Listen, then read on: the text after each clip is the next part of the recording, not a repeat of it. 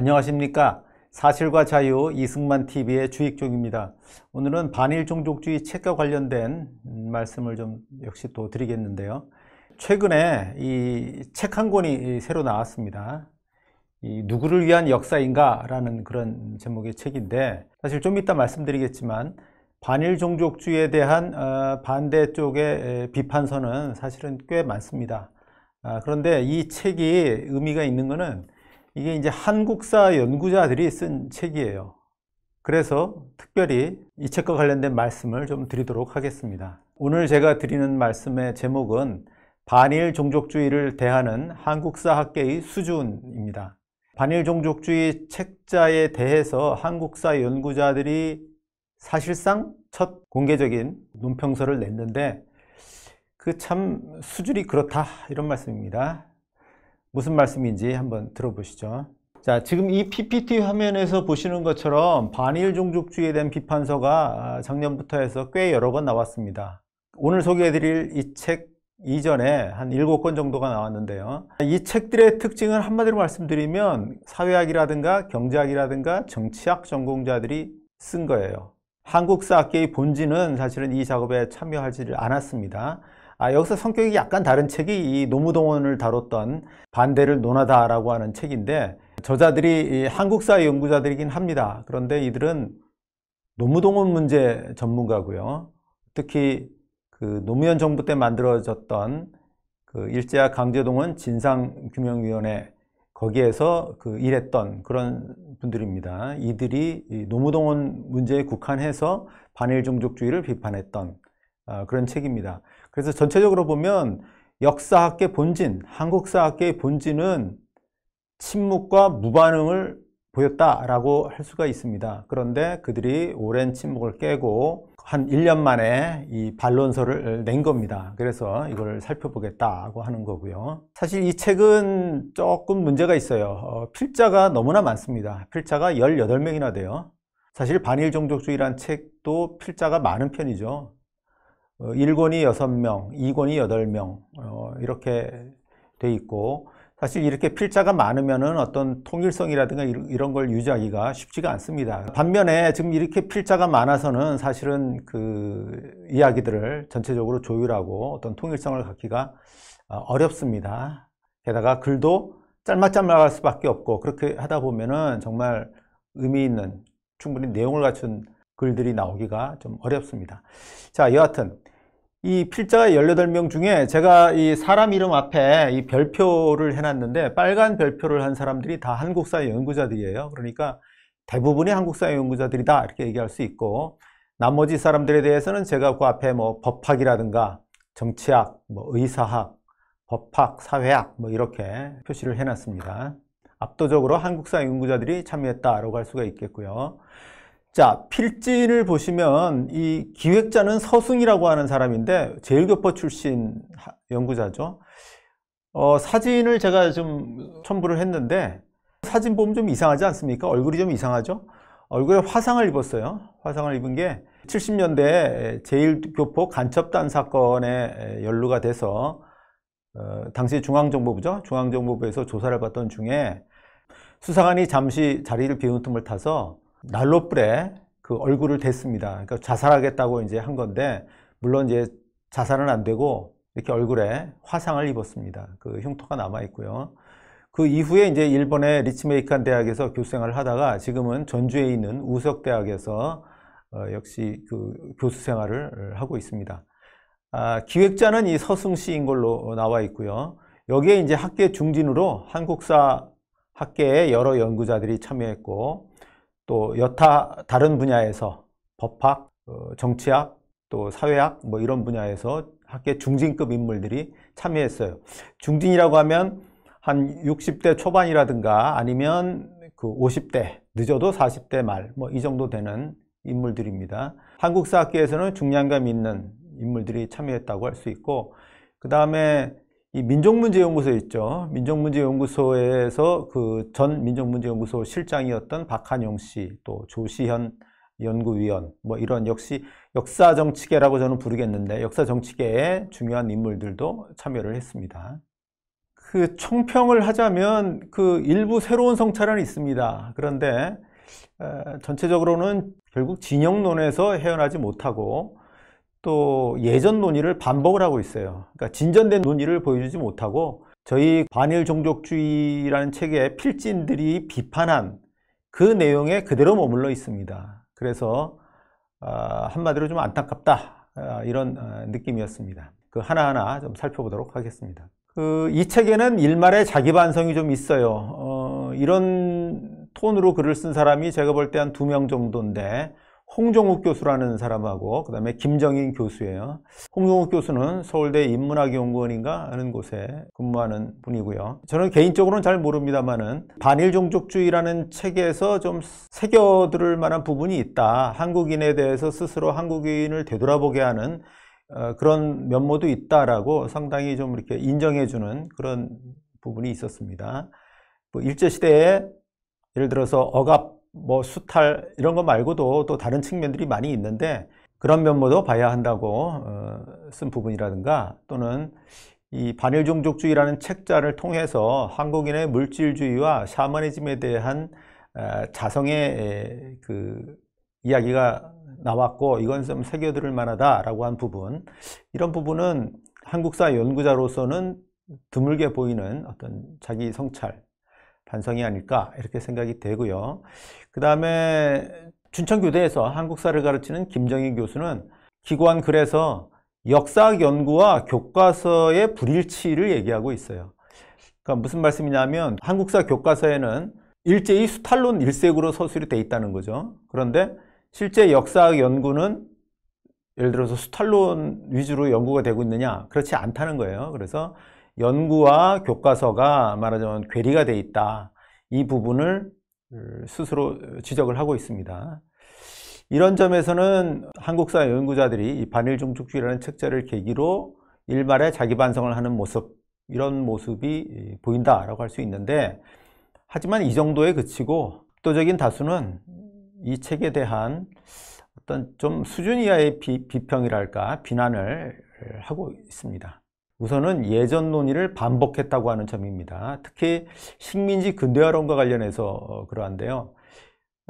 제가 볼 때 한 4명의 필자가 여기에 해당되지 않나 싶어요. 황상익이라고 하는 분은 이제 서울대 의대에서 의사학, 의료사죠. 의사학을 연구하다가 정년 퇴임을 한 분인데, 이분은 그 의료 보건 통계를 얘기를 하고 있어요. 예를 들어서 일제시대에 의료 보건이 발달했다고 하지만 조선인 의사는 그렇게 많이 배출되지 않았고, 또 배출된 일본인 의사의 상당수는 일본에 가서 개업을 했다. 그래서 의료 혜택이 이 조선에 별로 돌아오지 않았다. 뭐 이런 이야기들을 하면서 식민지 근대화론을 비판을 했습니다. 제가 의료 보건 통계 쪽은 그다지 많이 보질 않았는데 나중에 기회가 되면 이 부분도 한번 자세히 짚어볼까 합니다. 이송순 교수는 제가 알기로는 연세대에서 학위를 한 분으로 알고 있고 한 50대 정도의 역시 중진 학자인데, 이 농업사의 3가지 쟁점을 거론을 하면서 이 반일종족주의의 그 기반이 된 식민지 근대화론을 비판하고 있습니다. 그 3가지 쟁점이란 것은 19세기 위기론, 또 1910년대의 농업생산, 또 일제하의 1인당 식량 소비량, 이것들을 뭐 3가지 쟁점이라고 할 수 있는데, 이상의 3가지 쟁점에 대해서 견해를 밝히고 있습니다. 이 중에 19세기 위기론이라고 하는 것은 그 이영훈 교수가 좌장이 돼서 2000년대 초에 수행했던 공동연구에서 나온 겁니다.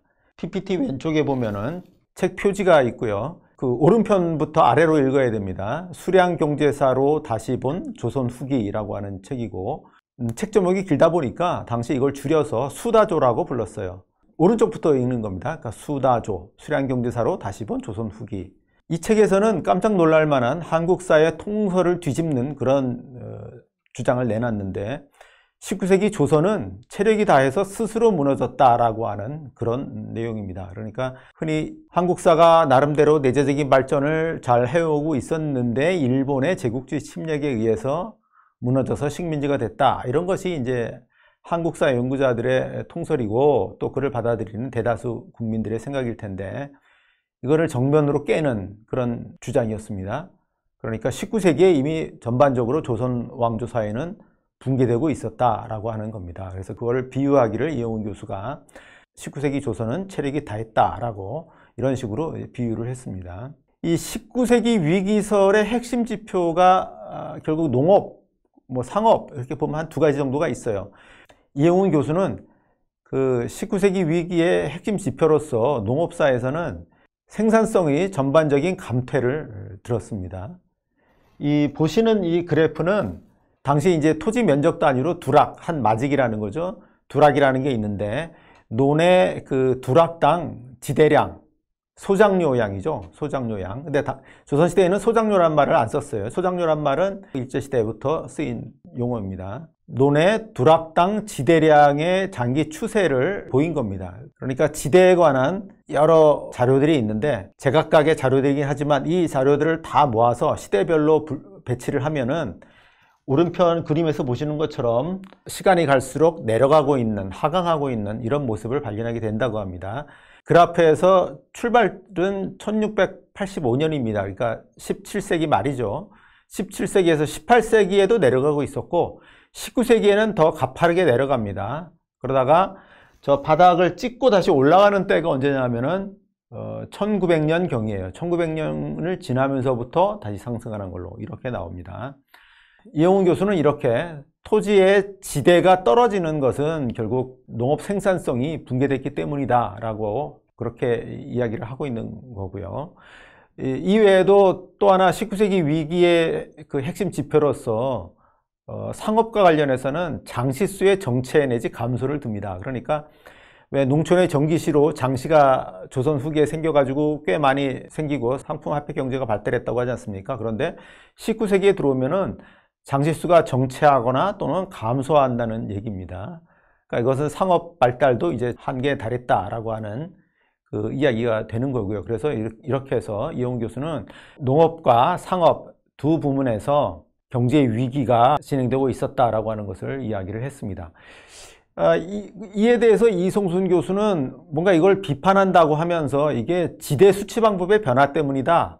그러니까 타조법이라는 게 있고 도조법이라는 게 있는데 타조법은 비율로 나누는 거예요. 그러니까 수확량을 예를 들어서 병작 반수 이렇게 해서 지주하고 소작인이 반반 나눠 갖는 거고 도조법이라고 하는 것은 정액지대예요. 정액으로 얼마를 정해놓고 지급을 하는 겁니다. 그런데 타조법에서는 종자하고 지세, 국가에 내는 지세와 종자를 지주가 부담을 합니다. 그런데 도조법에서는 종자하고 지세를 소작인이 부담을 해요. 그럼 소작인이 부담 몫이 커지니까 도조법에서는 지대의 양이 작겠죠. 작은 게 당연하겠죠. 그런데 이성순 씨는 19세기에 내지는 조선 후기에 타조법에서 도조법으로 지대 수치 방법이 바뀌고 있었다. 그래서 지대량이 이렇게 떨어진 거다. 이렇게 얘기를 했습니다. 이건 틀린 얘기입니다. 타조법으로부터 도조법으로 지대 수치 방법이 전반적으로 바뀌었다라고 할 수가 없고요. 그 조건에 따라서 지대 수치 방법이 선택이 되는 건데 타조법은 양반 지주가 자기의 농업 생산을 어느 정도 관리, 감독할 수 있는 곳 이런 곳에서 많이 쓰여진 거고 도조법이라고 하는 것은 일정액을 받는 거거든요. 그냥 맡겨놓고 받는 거예요. 그러니까 이것은 지주와 자기는 서로 떨어져 있는 그런 경우에 일일이 감독할 수가 없으니까 정해놓고 받는 이런 것이 되고 그 경우에는 종자와 결세를 자기니 부담을 하기 때문에 전반적으로 지대량은 작아진다 하는 겁니다. 따라서 조선 후기에는 전반적으로 지대 수치 방법이 타조법에서 도조법으로 바뀌었다라고 할 수가 없는데 이성순 씨는 그걸 들면서 이영훈 교수의 이런 주장을 비판을 하고 있는 거고요. 또 하나 들 것은 일제하 쌀 소비량의 감소인데 일제하에 조선인 1인당 쌀 소비량이 감소했으니까 가난해진 거다. 그런데 무슨 식민지 근대화냐 이런 얘기를 하고 있는 거예요. 그런데 이것은 통계를 오독을 한 겁니다. 조선총독부 통계원보라고 해서 매년 발간되던 그 통계 자료집이 있는데 이 수치를 그대로 맹신을 하고 이 수치를 그대로 인용을 한 겁니다. 무슨 말씀이냐면 제가 보여드린 이 PPT의 아래쪽에 보시면은 이 선 그래프가 두 가지가 있습니다. 아래쪽에 파란 게 있고 위쪽에 빨간 선이 있는데, 물론 이것이 거의 겹친 시기도 있어요. 1911년부터 시작해서 맨 왼편이 1911년이고 끝부분이 1940년인데, 이 빨간 선, 수정 통계라고 하는 것과 그 다음에 파란 선, 통계연보의 통계가 거의 일치하는 것은 한 20년대고, 30년대에 들어오면 제가 연두색으로 이렇게 동그란 표시를 해놨는데 상당한 격차가 납니다. 36년부터는 이제 빨간 선 하나밖에 없죠. 사실은 36년부터 총독부가 조사 방법을 바꿨어요. 조사 방법을 바꾸면서 더 정확한 조사 방법을 택하면서 과거의 조사 방법대로 하면은 적어도 20에서 30% 정도 과소하게 통계가 잡힌다라고 하는 것을 조선 총독부가 발견을 한 겁니다. 그래서 사실은 35년도까지 통계하고 36년도 이후의 통계는 사실은 일관성이 없는 거예요. 그래서 이 통계를 그대로 쓰면 안 되는 거고, 그래서 경제사학자들이 수정 통계라고 해서 위에 빨간 선으로 돼 있는 그 통계를 새로 작성을 해서 경제사학자들이 다수가 이 통계를 이용을 하고 있습니다. 그런데 한국사학계는 아무래도 통계에 좀 약하고, 그래서 조선총독부 통계연보 수치를 그대로 인용을 했어요. 그렇게 인용을 하다 보니까 그 위에 이 표 있죠? 표에 있는 것처럼 1인당 쌀 소비량에서 상당한 오차를 보이게 됩니다. 그러니까 1915년에서 1919년 사이에는 조선인 1인당 0.71석의 쌀을 소비했다고 하는 겁니다. 그런데 30년에서 36년 사이에는 0.43석으로 1인당 소비량이 무려 40%나 감소한다 하는 것이 한국사 연구자들의 주장입니다. 그런데 이거는 특히 1930년대 과소평가된 쌀 생산량 통계를 그대로 이용했기 때문이고, 경제사학자들이 새로 추계한 바에 의하면은 1915년에서 19년 사이에는 0.62석 정도를 소비를 하다가 1930년에서 36년 사이에는 0.53석을 소비를 하게 돼요. 그러니까 15%가 감소하게 되는 겁니다. 그러니까 조선인 쌀 소비량이 40%나 감소했다라고 하면은 이제 물론 엄청난 감소죠. 그런데 경제사학자들이 새로 추계한 바에 의하면은 한 15% 정도 감소했다라고 하는 겁니다. 그러니까 일제 때 산미증식 계획 같은 걸 통해서 쌀이 증산이 됐지만, 증산된 양에 거의 필적하는 양으로 일본으로 쌀이 수출이 됐고, 반면에 조선인 인구는 계속 늘어났기 때문에 1인당 쌀 소비량이 15% 정도 감소했다라고 하는 것이 경제사학자들의 해석입니다. 쌀 소비량이 감소했으니까 가난해진 거냐? 이건 좀 다르게 봐야 됩니다. 소득과 소비의 대체 효과라고 할 수 있는데, 무슨 말씀이냐면 쌀값이 상승하면 농민들의 주 소득원이 쌀이니까 소득은 증대가 돼요. 그런데 반면에 쌀값이 비싸진 거잖아요. 그러니까 비싸진 쌀 대신에 잡곡을 소비한다든가 하면서 소비가 대체가 된다는 겁니다. 그래서 쌀 소비량의 감소를 조선인이 가난해진 것으로 그렇게 볼 수는 없습니다. 그 다음에 이 식민지 근대화론과 관련돼서 비평을 한 교수 중에 정태원 교수와 박찬승 교수가 있는데, 빨간 박스 표시를 했는데 나이도 이제 60대 초반에 이제 정년 퇴임을 앞두고 있는 학계의 대표적인 중진급 교수들입니다. 그런데 이들 역시 잘못된 예전 논의를 반복하고 있다는 데서 사실은 큰 문제점을 보였습니다. 이 정태원 교수는 고려대 교수로 있고, 고려대 한국사학과 교수 중에는 드물게 경제사를 한 사람입니다. 요즘은 한국사 연구자들이 경제사를 잘 안 해요.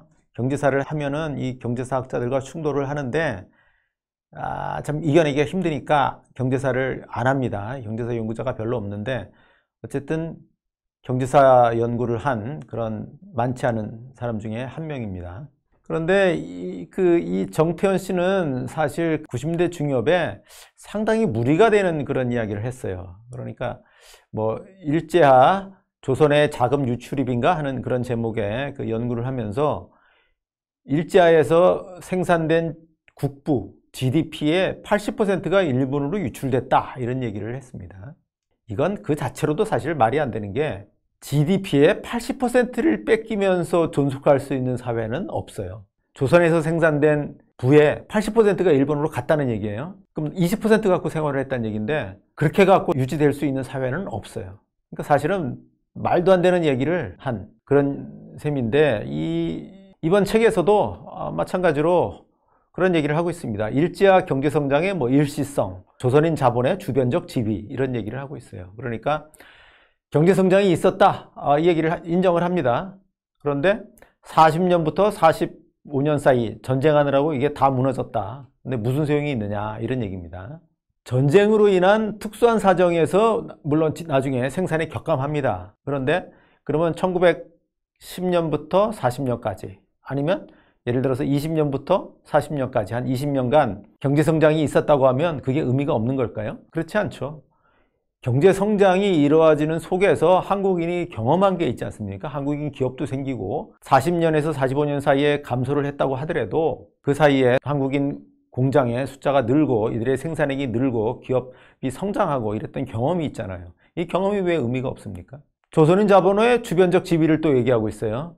그러니까 자본의 80% 또는 90%가 일본인 소유고 조선인 소유는 10%밖에 안 됐기 때문에 이 일제와의 경제성장이 의미가 없다 이런 얘기인데 제가 반일종족주의와의 투쟁 책자에서도 썼지만은 경제성장이 이루어지면 설사 자본 중에서 조선인이 차지하는 비중이 10% 내지는 20%에 불과하다 하더라도 경제성장의 혜택을 많은 조선인들이 입게 됩니다. 근데 이걸 깡그리 무시하고 조선인 자본은 주변적 지위에 있었으므로 경제성장이 무용하다 이런 옛날 이야기를 그대로 되풀이하고 있어요. 이런 점에서 역시 하나도 새로울 게 없는 그런 이야기를 한 거고요. 이 박찬승 교수라고 한양대 교수인데 곧 정년퇴임을 할 분으로 알고 있습니다. 우파 민족주의에 대한 연구의 권위자입니다. 그러니까 우파 민족주의를 아주 상찬을 하거나 이런 긍정하는 그런 입장은 아니지만 그에 대한 비판적인 입장이 있지만 그래도 상당한 실증 연구를 해서 좋은 연구 성과를 많이 낸 이런 분인데 이분은 조선인 교육 억제론을 이야기를 하고 있습니다. 그러니까 일제하에서 조선인 교육이 억제되고 조선인이 차별을 받았고 또 특히 중등교육이나 고등교육에서 그러했다. 너무나 많이 듣는 식상한 이야기죠. 이 이야기를 하고 있는데 이러면서 드는 얘기가 1931년도에 고등교육을 받았던 조선인 학생과 일본인 학생을 비교를 하는 겁니다. 이 표에 나와 있습니다만은 관립 전문학교 5개 학교가 있는데 거기에 압도적으로 일본인이다 이런 얘기예요. 조선인은 350명밖에 안 되는데 일본인은 800명이 넘는다. 반면에 이제 사립 전문 학교 8개가 있어요. 연희 전문, 보성 전문 이런 학교들이죠. 여기에 조선인은 800명이나 되고 일본인은 한 200~300명밖에 안 됐다. 이런 얘기고요. 그 다음에 이제 경성제국대학이 있는데 경성제국대학의 조선인 학생은 300명, 일본인은 700명 이렇게 해서 압도적으로 일본인 위주다 이런 얘기를 했습니다. 이거 자체만 놓고 보면 고등교육이 있었지만 고등교육의 혜택은 일본인이 받고 조선인은 소외됐다. 역시 조선인 교육은 억제되고 차별됐구나 하는 생각을 다시 한번 확인하게 될 겁니다. 그러나 사실은 진짜 이야기는 다르죠. 중등교육을 우선 하나 보겠습니다. 이건 이제 제가 만든 표인데 1934년 이래 한국인 중등학교 입학생 수가 급증하는 겁니다.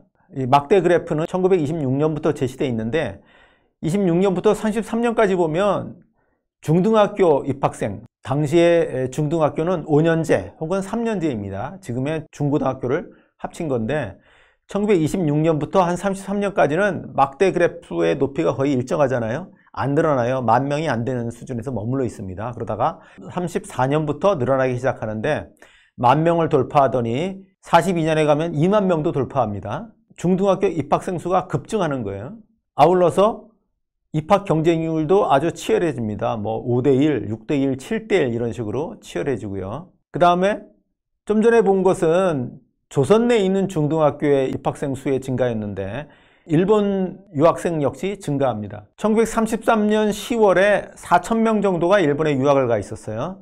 중등 이하가 2,000명 해서 한 절반이고 전문 및 대학생이 한 2,000명 가까이 해서 역시 한 절반 가까이 돼요. 37년에는 7,500명으로 급증합니다. 38년에는 9,000명으로 늘어요. 이때도 역시 반반이에요. 중등 이하가 4,600명, 전문 및 대학생이 4,400명. 39년에는 12,500명이 돼요. 즉 1933년 이후에는 중등학교 학생이든 또는 전문 이상 학생이건 조선인 유학생이 급증한다라고 할 수가 있습니다. 자, 이렇게 조선인 교육이 쭉 확대가 되는데 왜 이게 의미가 없겠습니까? 이렇게 교육을 받은 사람들이 해방 후에 특히 50년대나 60년대에 큰 활약을 하게 되는 것이죠. 이런 점에서는 조선인 교육 억제론 이야기를 하면서 식민지 근대화라는 게 의미가 없다라고 하는 이야기가 잘못된 것임을 알 수가 있습니다. 그 다음에 들 것은 이 반일종족주의 책자에 대한 엉뚱한 비난인데, 이것은 하지도 않은 이야기를 한 것처럼 해서 비난을 하는 이런 겁니다. 강성현 씨라고 제가 전에 한번 논평을 한 적이 있습니다만은 반일종족주의라는 책자에서의 위안부 관련 서술을 이렇게 요약을 하고 있어요. 자발적으로 간 고소득 매춘부. 그러니까 이영훈 교수 등이 일본군 위안부에 대해서 자발적으로 위안부가 된 또 고소득의 매춘부였다라고 그렇게 썼다는 겁니다. 자발적으로 갔다고 한 부분도 없고요. 그 다음에 매춘부라고 한 부분도 없습니다. 매춘부라고 하는 것은 해당 여성을 비하하는, 또 일본군 위안부라고 하는 독특한 역사적인 현상의 어떤 특징을 담아내지 못하는 용어이기 때문에 이런 용어를 쓴 바가 없습니다. 이건 전형적으로 허수아비 무찌르기라고 할 수 있어요. 그러니까 실제 적하고 싸워야 되는데 허수아비를 세워놓고 찔러총 하면서 막 총검술을 해서 이겼다 이렇게 하는 거죠. 전형적으로 허수아비 무찌르기입니다. 엉뚱한 비난이다, 이렇게 우선 이야기를 하겠고요.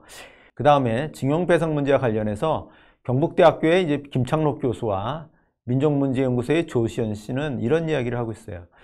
청구권 협정은 식민지 피해배상을 다루지 않았으니까 지금 우리가 요구할 수 있다. 징용배상 판결에 아무런 문제가 없다. 이런 얘기를 하고 있습니다. 청구권 협정이 식민지 피해 배상을 다루지 않았다는 것은 저도 동의합니다. 저도 그런 입장에서 썼어요. 그러면 청구권 협정에서 식민지 피해 배상 문제를 다루지 않았으니까 우리가 한국에 들어와 있는 일본 기업을 택해서, 물론 식민지 시대부터 있었던 일본 기업을 택해서 배상을 요구하고 그래서 그 재산을 처분할 수 있는 거냐? 그렇지 않은 거죠. 청구권 협정에서 식민지 피해 배상을 다루지 않았는데 이제 그걸 요구하고 싶다면은 일본과 협상을 다시 해야죠. 청구권 협정을 폐기하자고 하고 새로 협정을 맺어야 되는 거죠. 물론 일본이 응하지는 않겠죠. 그러나 일본과 외교 협정을 새로 체결을 해서 이 문제를 해결을 해야지, 일방적으로 한국에 들어와 있는 일본인 기업을 택해서 그 기업에 배상 명령을 내리고 그 기업의 재산을 처분하려고 하는 거, 이거는 국제법 위반이다 하는 게 반일종족주의 책자의 또 저의 입장입니다. 그런데 이 김창록 씨나 조시현 씨는 청구권 협정에서는 식민지 피해 배상 문제를 다루지 않았으니까 이제 우리가 배상 요구할 수 있다, 재산을 압류할 수 있다, 이런 이야기를 하고 있는 거예요. 그러니까 사실은 반일종족주의 책자에서 하는 얘기가 무슨 이야기인지를 모르고 하는 그런 엉뚱한 비난이다 라고 할 수가 있습니다. 자, 이 책에서 프롤로그와 그 에필로그 부분이 있는데, 이 프롤로그는 연세대학교 법학전문대학원의 이철우 교수가 썼고요. 에필로그는 이 우석대 서승 교수가 썼습니다. 이 이철우 교수는 옆에 PPT에서 보시는 것처럼 작년에 이 반일종족주의 책자가 나왔을 때 한국일보에 그 칼럼을 썼습니다. 그때 제목을 어떻게 뽑았냐면 반일종족주의, 선동 가득한 해괴한 책. 저자들 스스로 학문적 목숨 끊었다. 저자들이 학문적인 자살을 한 걸로 그렇게 이야기를 했습니다. 이번에도 자기 연구를 부정해서 돌아올 수 없는 강을 건넜다. 이렇게 이야기를 했습니다. 똑같은 이야기죠. 이 이철우 씨는 왜 이런 얘기를 했냐 하면은 2006년에 그 이영훈 교수 등이 편집을 해서 해방전후사의 재인식이라고 하는 책을 낸 게 있습니다. 사실 이 해방전후사의 재인식이라고 하는 책은 80년대부터 나왔던 그 해방전후사의 인식 시리즈 6권까지 나온 해방전후사의 인식 시리즈를 비판하는 그 책이었죠. 이 책에서 사실은 역사의 탈정치화라는 것을 언급을 했었습니다. 그러니까 무슨 말씀이냐면, 사실 지금 한국사 연구자들도 그렇고 더불어민주당의 집권 정치인들도 그렇고 역사를 정치에 이용하잖아요. 대한민국은 친일파가 세운 나라라든가, 그래서 대한민국을 부정한다든가, 또 일본과의 과거사 문제가 해결되지 않았다고 하면서 일본을 공격을 한다든가, 이렇게 역사를 정치에 악용을 하고 있습니다. 그게 역사 정치입니다. 그러니 2000년대 중반쯤에 이영훈 교수 등이 해방전후사의 재인식이라고 하는 책을 내면서 역사의 탈정치화라는 것을 언급을 했었습니다. 그런데 2019년에 나온 반일종족주의라는 책자는 분명히 좌익의 역사정치에 맞서는 자유우파의 역사정치 책자라고 할 수가 있습니다. 그러니까 이건 역사의 재정치화다. 그러니까 과거에 역사의 탈정치화를 주장을 했던 사람이 역사의 재정치화를 했으니까 이건 자기 부정이고 돌아올 수 없는 강을 건넌 것이다. 뭐 이런 얘기를 한 겁니다. 그런데 한국사 연구자들과 또 더불어민주당의 정치인들에 의해서 역사가 정치에 악용되고 있는 이 현실에서는 역사가 정치로부터 자유로울 수가 없어요. 역사 정치를 비판해야 될 거 아닙니까? 좌익의 역사 정치를 비판하는 그런 책을 낼 수밖에 없고, 이건 자유우파의 역사 정치가 또 될 수밖에 없습니다. 이게 문제가 될 수가 없어요. 그런데 이철우 씨는 2006년에 마치 이영훈 교수가 이제 앞으로 역사 연구에서 탈정치화를 할 것처럼 해놓고 다시 역사 정치를 하고 있으니 이거는 자기를 부정한 거고 돌아올 수 없는 강을 건넌 것이다 라고 비판을 한 겁니다. 이 비판이 전혀 성립하지 않는다라고 하는 것은 뭐 말할 필요가 없겠고요.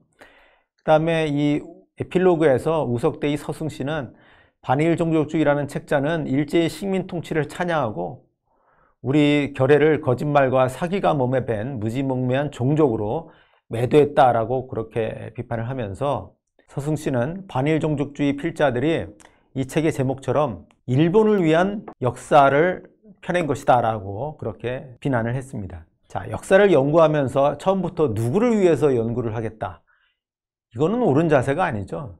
어디까지나 객관적인 사실, 진리를 탐구하기 위해서, 최대한 객관적인 역사를 쓰기 위해서 역사를 탐구하는 거 아니겠습니까? 그런데 그런 진지한 연구에 대해서 단순히 반일종족주의라는 책자는 일본인을 위한 그런 역사서다 라고 이렇게 매도를 해버리는 거, 이거 역시 정당한 비평 방법은 아니죠.